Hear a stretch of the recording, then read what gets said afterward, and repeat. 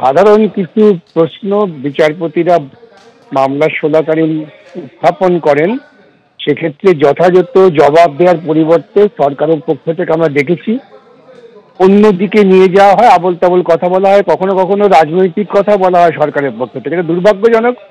বিচারপতি যে প্রশ্ন তুলেছেন সঙ্গত প্রশ্ন, এই প্রশ্ন নিয়ে আমাদের সবসময়ই আলোচনা করতে হবে। যারা সাংবিধানিক পদাধিকারী এমনি তো তারা সঙ্গে ল্যাংবোট নিয়ে অনেক লোক নিয়ে ঘুরে বেড়ান, আর এরকম বিক্ষোভের মুখে তিনি বলছেন তিনি আক্রান্ত হয়েছেন, তাহলে সঙ্গতই প্রশ্ন বিচারপতি করেছেন, তাহলে তার সিকিউরিটি গার্ডরা কোথায় গেল, তারা কি করছিল, এই জবাবটা দিতে হবে। তো একদিন নয়, পরপর দুদিন মাননীয় বিচারপতি তিনি পুলিশের ভূমিকা নিয়ে প্রশ্ন তুলছেন। কি বলেছেন সুকান্ত মজুমদার, কুণাল ঘোষী বা কি বললেন, পরপর আপনাদের সামনে। দেখুন, কল্যাণবাবুর কি সমস্যা আমি জানি না, তবে আমরা যেখানেই দেখি ওনাকে চিৎকার করতেই দেখি। লোকসভাতে চিৎকার করি, চিৎকার করেন উনি।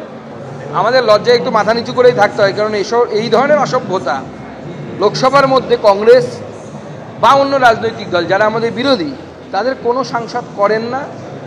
কারণ লোকসভার একটা ডিগনিটি আছে, লোকসভা বেশ কিছু প্রোটোকল মেনে চলে।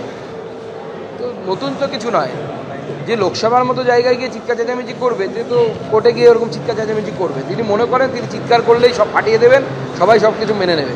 ওনার চিৎকারকে কেউ গুরুত্ব দেয় না, কমেডি শো মনে করে।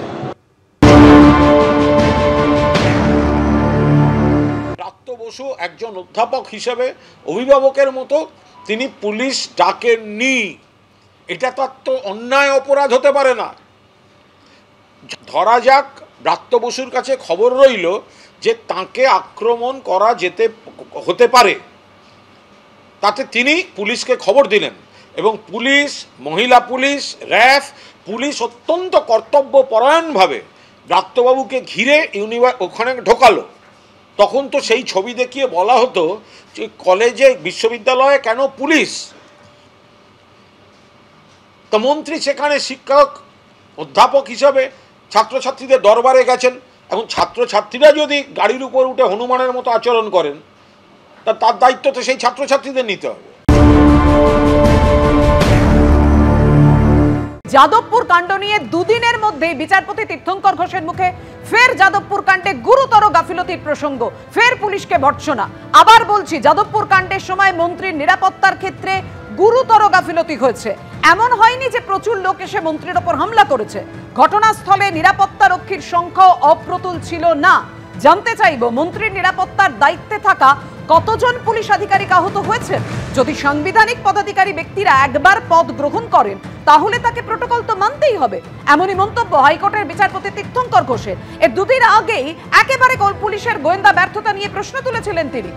আজকে যে কথা তীর্থঙ্কর ঘোষ মাননীয় বিচারপতি বলেন যে সাংবিধানিক পদাধিকারী ব্যক্তিরা একবার পদ গ্রহণ করেন তাহলে তাকে প্রোটোকল তো মানতেই হবে। তারপর কল্যাণ বন্দ্যোপাধ্যায় আইনজীবী তার উত্তরে জানান, সব জায়গায় তো পিএসও নিয়ে প্রবেশ করা সম্ভব হয় না। যাদবপুর নিয়ে মামলার শুনানি 12ই মার্চের পরিবর্তে 13ই মার্চ করার আবেদনের শুনানিতে এমনই মন্তব্য মাননীয় বিচারপতি তীর্থঙ্কর ঘোষের।